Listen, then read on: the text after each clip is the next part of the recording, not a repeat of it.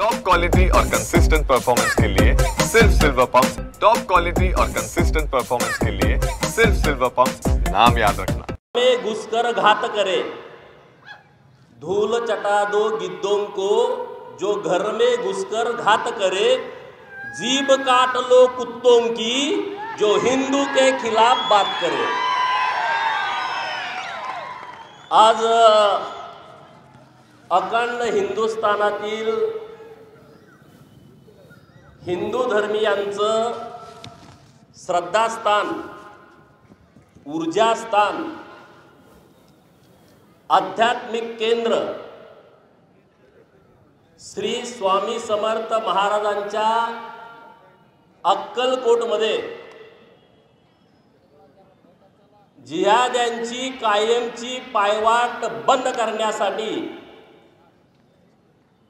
आपल्या सर्वांच्या उपस्थितीमध्ये हिंदू जन आक्रोश मोर्चा होतोय आणि या मोर्चाला आशीर्वाद देण्यासाठी माननीय नीलकंठ शिवाचार्यजी महाराज, माननीय बसवलिंग शिवाचार्यजी महाराज हे आवर्जून उपस्थित आहेत। मी त्यांच्या चरणी नतमस्तक होतो। या हिंदू मोर्चामध्ये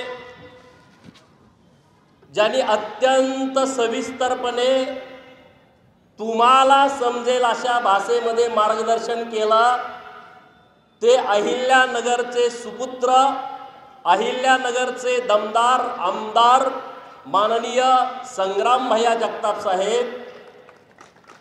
अक्कलकोट विधानसभा मतदारसंघाला पूर्णपणे विकसित करण्याचं स्वप्न उराशी बाळगून श्री स्वामी समर्थ महाराजांची जन्मभूमी, पुण्यभूमी विकसित करण्याचं काम ज्यांनी हातामध्ये घेतलंय ते या मतदारसंघाचे कर्तबगार आमदार माननीय सचिन दादा कल्याण शेट्टी साहेब। आणि नुसत्या 15 दिवसामध्ये महाराष्ट्राच्या विधानसभेत पुढच्या दारातून गेलेला तरुण तडफदार आमदार मित्र माननीय देवेंद्र कोटे साहेब। आणि तुम्ही सगळे इतक्या मोठ्या संख्येनं, निवडणुकीचा काळ नाही, उद्या कुठलं मतदान नाही, मतदान नाही 2029ला लोकसभेचं मतदान आहे, 2029ला ऑक्टोबरला विधानसभेचं, पण तरी सुद्धा हिंदू धर्मावरती आक्रमण होत आहे। हिंदू धर्माच्या बाबतीमध्ये कोणतरी चुकीच्या पद्धतीनं वागतंय हे तुम्हाला मनापासून कळलं आणि आपलीही काहीतरी भूमिका घेण्याची वेळ आली आहे हे तुम्हा सर्वांना कळलं। असे उपस्थित असणारे माझे सर्व हिंदू भावांनो आणि बहिणींनो, आता माझ्या अगोदर इतकं तिघांनी मार्गदर्शन केलंय, मी सुरुवात कुठून करावी मला समजेना, परंतु आपण छत्रपती शिवाजी महाराजांच्या राज्यामध्ये राहतो। छत्रपती शिवाजी महाराजांनी मोजके मावळे हाताला धरून रायरेश्वराच्या मंदिरामध्ये शपथ घेतली की मी हिंदवी स्वराज्य स्थापन करेन आणि भगवा ध्वज फडकवेन। त्या छत्रपती शिवाजी महाराजांच्या विचाराचे आपण सगळे पाईक आहोत, आपण सगळे वारस आहोत। छत्रपती शिवाजी महाराज औरंग्याला नमले नाहीत, छत्रपती शिवाजी महाराजांनी अफजल खानाचा कोतळा काढला। अरे आता तर आपल्याला सोपं काम आहे, आपल्याला जास्त अवघड काम आहे का तसं? छत्रपती शिवाजी महाराजांच्या काळामध्ये फक्त घोड्यावरनं जायचं सोय होती, तुमच्याकडे आता सगळ्या सुविधा आहेत। तुम्ही आताची जी लढाई आहे ती अत्यंत वैचारिक दृष्ट्या लढायची आहे आणि त्यामुळं छत्रपती शिवाजी महाराजांच्या काळामध्ये हिंदू मनावरती जर आघात करायचा असेल, हिंदू मनावरती जर आघात करायचा असेल तर त्यांची धर्मस्थळं उद्ध्वस्त करा, ही औरंग्याची शिकवण जी होती ती ह्या डुक्कर तोंड्यांनी तशाच्या तसे पाळलेली आहे। औरंग्याने जी शिकवण दिली आहे त्याच चालीवरती हे चाललेले आहेत। औरंग्याला सुद्धा तेव्हा छत्रपती शिवाजी महाराज त्यांनी त्याला पाणी दाखवलं होतं, महाराजांनी छत्रपती संभाजी महाराजांना जेव्हा विश्वासघातानं पकडलं तेव्हा औरंग्यानी धर्मवीर छत्रपती संभाजी महाराजांच्या समोर प्रस्ताव ठेवला. काय ठेवला की तुम्ही अरे तो छत्रपती शिवाजी महाराजांचा बछडा होता. वाघाच्या पोटी वाघच जन्माला येतो, वाघाच्या पोटी काय हरिण जन्माला येत नाही. अरे छत्रपती शिवाजी महाराजांसारखा निधड्या छातीचा वाघ मोजक्या मावळ्यांना घेऊन कुठं पण जाऊन धाड टाकून यायचे, खपून यायचे.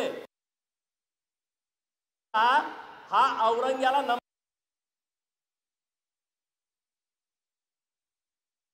तळ्या घातल्या, जीभ कापली, हात तोडले, पाय तोडले, अंगावरची सगळी साल्टी काढली.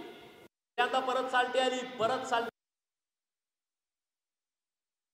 संभाजी महाराजांनी धर्म बदलला नाही. जर विचार करा त्या काळामध्ये धर्मवीर छत्रपती संभाजी महाराजांनी जर धर्मांतरण केलं असतं तर आज तुम्ही या चौकामध्ये आला,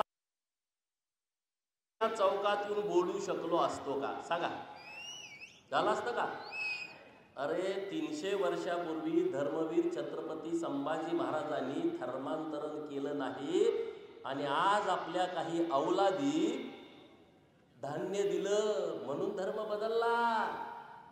दवाखान्यात उपचारासाठी 10,000 दिले म्हणून धर्म बदलला. घरासाठी थोडी जागा दिली म्हणून धर्म बदलला. घर बांधायसाठी 10 पोती सिमेंट दिलं म्हणून धर्म बदलला. घरावरती पत्र टाकायला 7 पत्रे दिले म्हणून धर्म बदलला. अरे जरा लाज वाटली पाहिजे आपल्याला धर्म बदलताना. अख्खा जग हिंदू धर्माकडं आदर्श धर्म म्हणून बघतोय. हिंदू धर्मीयांनी कधी तलवारीच्या पाठीवरती दादागिरी करून हिंदू धर्म विस्तारण्याचा कधीच विचार केला नाही. या जगातल्या सगळ्या लोकांना प्रेमानं पोटात घेऊन एवढी आक्रमण झाली धर्मावरती. बाबरापासून, हुमायून बाबरापासून, लोधी, अकबर, तुगलक, औरंग्या, अब्दुल्ला, तुमच्या बाजूचा निजाम, हैदराबादचा निजाम, डाव्या बाजूचा आदिलशाह,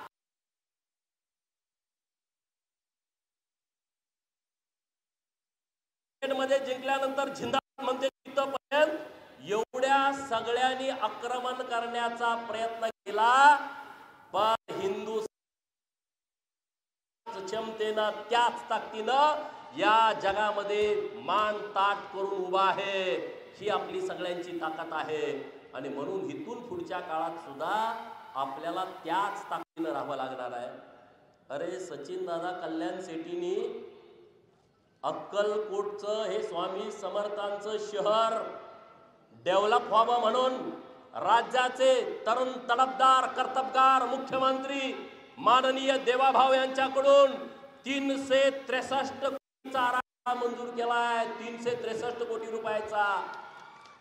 त्या आराखड्याचे पैसे वेगळे, तो आराखडा सोडून अशी जी कामं सुरू आहेत बस स्टँड सारखी, याचा आकडा 200, 250, 300 कोटी पर्यंत जातोय. अक्कलकोट शहरासाठी मी जिल्ह्याचं, तालुक्याचं, राज्याचं बजेट सांगत नाही, एका शहराचं जे आमचं श्रद्धास्थान आहे. आणि हे बदलताना एवढं देखणं एसटी स्टँड उभं राहत आहे. महाराष्ट्रातलं हे पहिलं एसटी स्टँड आहे ज्यामध्ये महिला भगिनींना राहण्याची सुद्धा व्यवस्था आहे, भक्त निवास आहे. आणि इथून तुम्हाला मधनं वाट पाहिजे, मधनं. अरे हे काय मसोबाची खीर आहे का? ताट घेऊन आनंद घेऊन गेला. आता परिस्थिती बदलली आहे. राज्यामध्ये देवाभाऊंचं सरकार आहे. त्या जिहाद्यांनी लक्षात घेतलं पाहिजे. अफजल खानाच्या कबरीचं अतिक्रमण काढावं म्हणून सगळे आमचे हिंदू भक्त गेल्या 20, 25, 30 वर्षापासून संघर्ष करत होते. देवाभाऊ आले, बुलडोजर फिरवून टाकला. पण अनेक वर्षांपासूनची मागणी होती, अरे अतिक्रमण काढा, अतिक्रमण काढा, अतिक्रमण काढा. एका दिवसात सुपडा साफ करून टाकलं मला विश्वास आहे सचिन दादा देवाभाऊंच्या अत्यंत जवळचे आहेत. पुढच्या 8-10 दिवसामध्ये वाट तर बंदच झाली, वाटेचा विषय तुम्ही सोडून द्या, परंतु माग जी अतिक्रमण आहेत त्याच्यावरती देवाभाऊचा बुलडोजर फिरणार. फिरला पाहिजे का नाही फिरला पाहिजे? कुणाला वाटतंय फिरला पाहिजे? हात वर करा. जरा आमचे मीडियावाले मित्र घ्यायला लागले, जरा जल्लोष करून सांगा.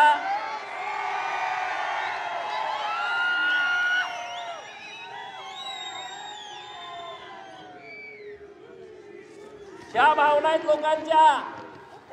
अरे महाराष्ट्र सरकारची कुठली जमीन दिसली का यांनी थडगं मांडलंच. महाराष्ट्र शासनाची गायरान दिसलं घुसलं, गावठाण दिसलं,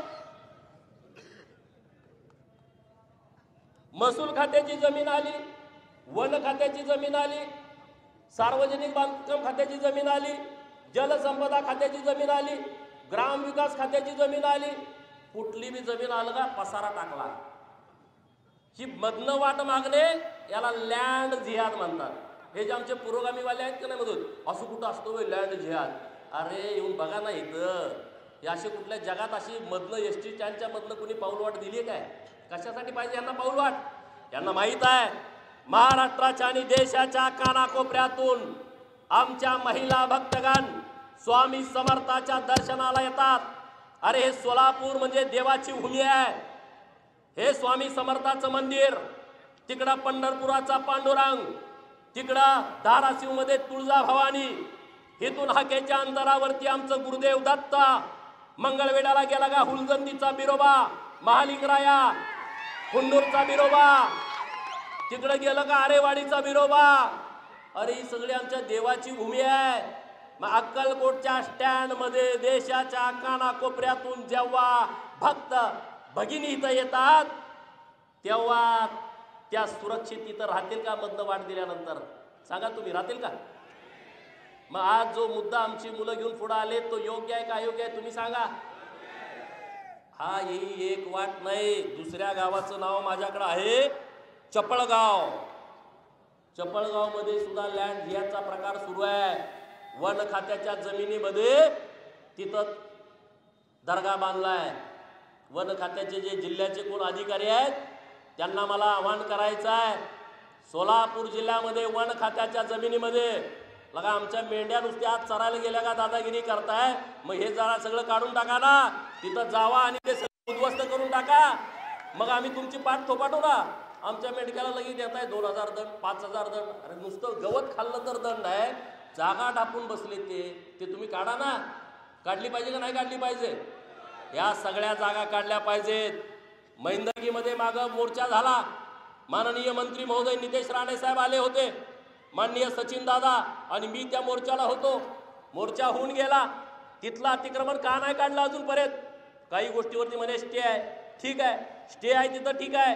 दुसऱ्या जागेवरती जे अतिक्रमण आहे ते का नाही काढलं? सोलापूर जिल्ह्यामध्ये जिथं जिथं अतिक्रमण आहेत माननीय महोदयाने न बघता सरकारच्या जागेचं संरक्षण करणं हे प्रशासनाची जबाबदारी आहे. सोलापूर महानगरपालिकेचे आयुक्त असतील, जिल्हा परिषदचे सीओ असतील किंवा प्रत्येक खात्याचे प्रमुख असतील, त्या जमिनीमध्ये जर या जिहादी प्रवृत्तीच्या लोकांनी आक्रमण केला असेल तर पहिला बुलडोजर घेऊन सगळं पाडून टाका. आम्ही तुमचा सत्कार करू. पाडलंच पाहिजे ते पाडल्याशिवाय इथून पुढच्या काळामध्ये आम्ही कुठलीही गोष्ट ऐकून घेणार नाही. ही आमची सर्वांची भूमिका आहे. सचिन दादांच्या वरती काही लोकांनी मध्ये दादा आता भाषणामध्ये बोलले, व्हॉट्सअपवरती हे टाकलं, फेसबुकवरती ते टाकलं, त्यांना काय टाकायचे टाकू द्या. सचिन दादा हे पहिल्यांपासून हिंदूवादी आहेत आणि हिंदू कार्यकर्त्यांच्या सोबत ठामपणे उभे आहेत आणि इथून पुढच्या काळात सुद्धा ते उभे राहणार आहेत. लव जिहादच्या घटना, मैंदर्गी मधली मुलगी जी आता मुलांनी परत आणलेल्या आहे पोलिसांनी, आत्ताच आम्ही ॲडिशनल SP साहेबांशी बोललो, त्या मुलीची केस आजच्या आज त्या जिहादीवरती दाखल होईल अशी व्यवस्था आज आम्ही सगळ्या व्यासपीठावरच्या मंडळींनी केलेली आहे. अक्कलकोटमध्ये सुद्धा लव्ह जिहादचं प्रमाण वाढलंय. काय होत आहे, कशासाठी होत आहे? आपण आपल्या घरातल्या मुलींना सुद्धा समजावून सांगितलं पाहिजे, त्यांच्यावरती लक्ष दिलं पाहिजे. त्यांचा व्हॉट्सअप ग्रुपला मित्र कोण आहे, व्हॉट्सअपवरती कोण मित्र आहे, फेसबुकला फ्रेंड कोण आहेत, इंस्टावरती त्याचे मित्र मैत्रिणी कोण आहेत, कॉलेजला गेल्यानंतर रूममेट कोण आहेत, कॉलेजमध्ये गेल्यानंतर वर्गमित्र कोण आहेत, ते कुणाशी बसतात, कुणाशी बोलतात, कुठं जातात, याच्यावरती लक्ष द्या मित्रांनो. हे टार्गेट ठरवून चाललाय. एका मुलीच्या पाठीमागे 10 मुलं. हे असंच होत नाही. आणि त्या मुलीला इतकं जाळ्यामध्ये अडकवलं जातं, मुलगी आई वडिलांचं ऐकायला तयार होत नाही. पोलीस स्टेशनला पकडून आणली. पोलीस स्टेशन म्हणतंय 18 वर्ष वय पूर्ण आहे, तिला तिचा निर्णय घेण्याचं स्वातंत्र्य आहे, ती तिच्या निर्णयावरती बोलू शकते, ठाम राहू शकते. आणि मुलगी आई वडिलांशी बोलायला सुद्धा तयार होत नाही. मुलीला घेऊन जात आहेत, मग कुठंतरी तिला मारून टाकलं जात आहे, फ्रीजमध्ये तुकडे तुकडे करून ठेवलं जात आहे, गळफास घेण्याची वेळ तिच्यावरती येते आहे. हे आज तुम्ही पेपरमध्ये वाचताय, टीव्हीवरती बघताय, यूट्यूबवरती बघताय. परंतु हे तुमच्या आमच्या घरापर्यंत यायला जास्त वेळ लागणार नाही.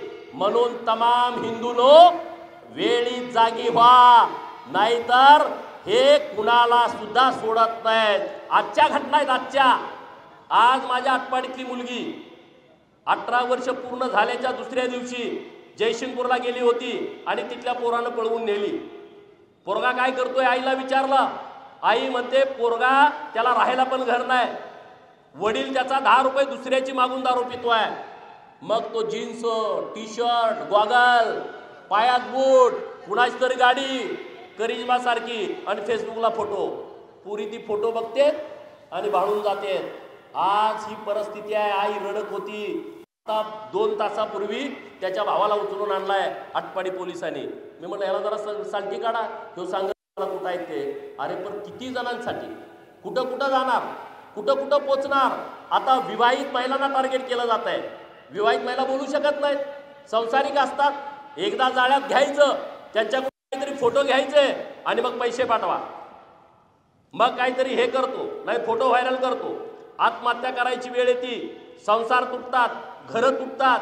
काही विवाहित महिलांच्या बरोबर लग्न केलेत आणि मग दुसऱ्या महिन्यात लगेच नोटीस, तुमच्या प्रॉपर्टीमधला निम्मा हिस्सा द्या. प्रॉपर्टी बघायची, निम्मा हिस्सा द्या. तुम्ही काय करणार? ती मुलगी तुमचं ऐकत नसते. अशी प्रकरणं महाराष्ट्रामध्ये मोठ्या प्रमाणामध्ये सुरू आहेत. लँड जिहादची प्रकरणं मोठ्या प्रमाणात सुरू आहेत. धर्मांतरण मोठ्या प्रमाणात सुरू आहे. धर्मांतरण आकडेवारी मी आणली तुम्हाला. 2011ला जेव्हा जनगणना झाली तेव्हा हिंदू होता 96.63 कोटी. बघा, 2011ला हिंदू होतात 96.63 कोटी. मुसलमान आहेत 17.22 कोटी. रोहिंग्या मुसलमान, बांगलादेशी मुसलमान आहेत 2 कोटी.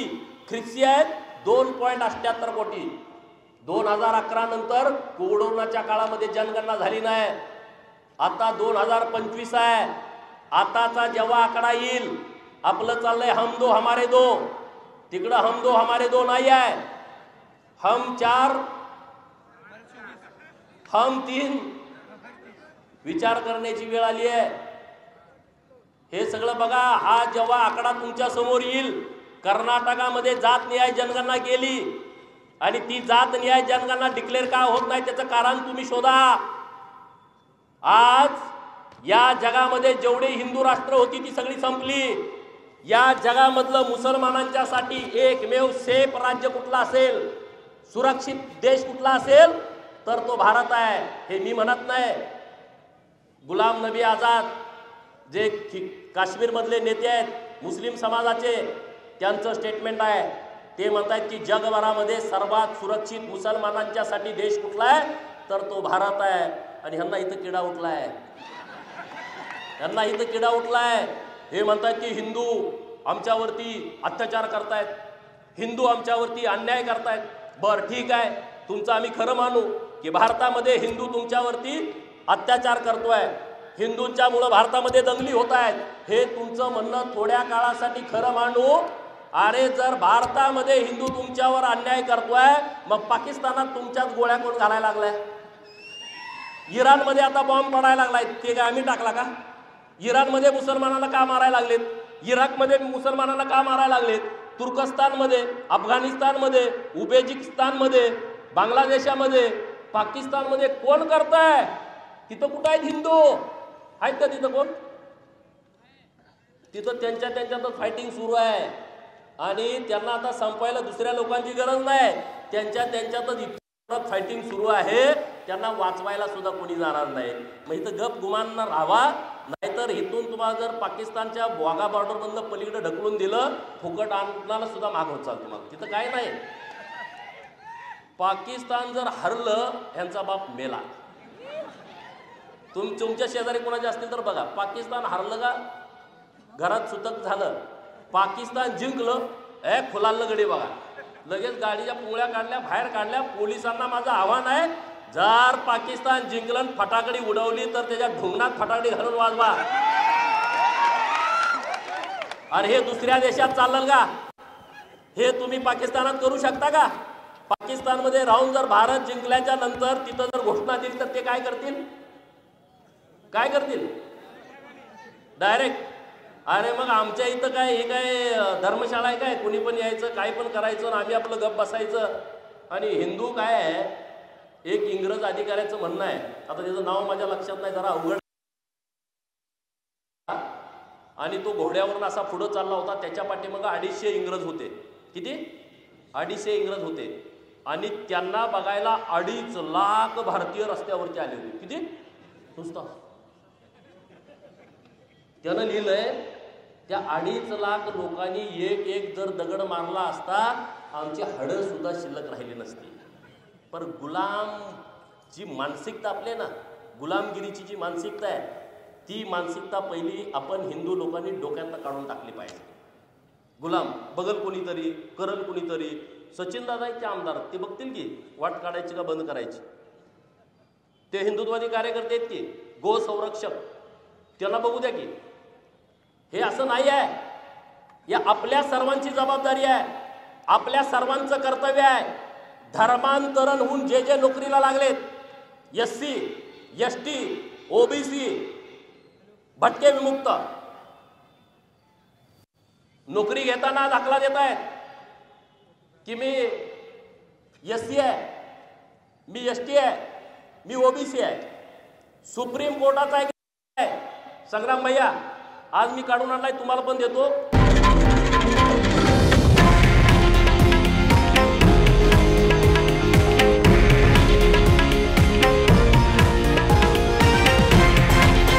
हे आहे देशातील नंबर 1 न्यूज नेटवर्क आणि आपण पाहत आहात TV9 मराठी, एकमेव.